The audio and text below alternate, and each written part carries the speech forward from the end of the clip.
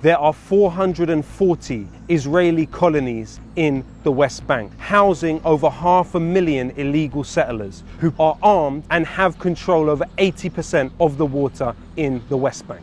There are 565 checkpoints where soldiers act with nothing but unaccountable impunity.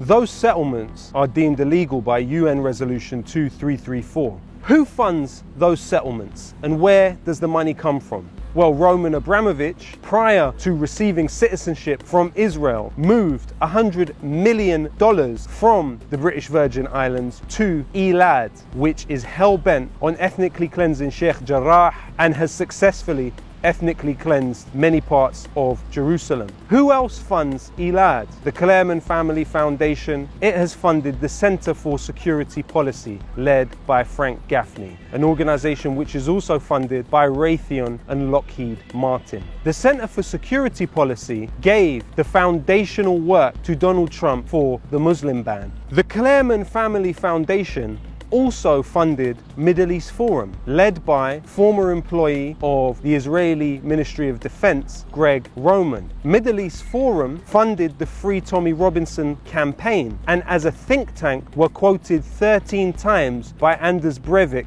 following his massacre of over 70 people in Norway. Another organization that funds Elad is the Hertog Foundation. They also funded the David Horowitz Freedom Center, which employed both Katie Hopkins, big round of applause for Israel, yes, come on Israel, and Tommy Robinson.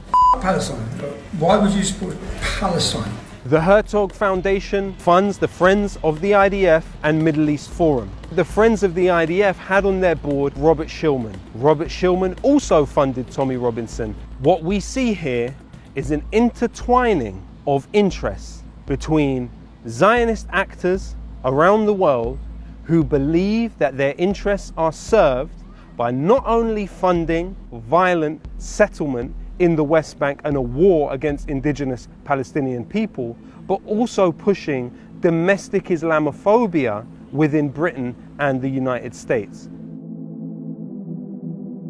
We can't expect from the mainstream media real, serious coverage that is free from the manipulation of powerful actors. That's why we want you to join Double Down News now on the Patreon and make this happen. Join the future of journalism. Join Double Down News on Patreon.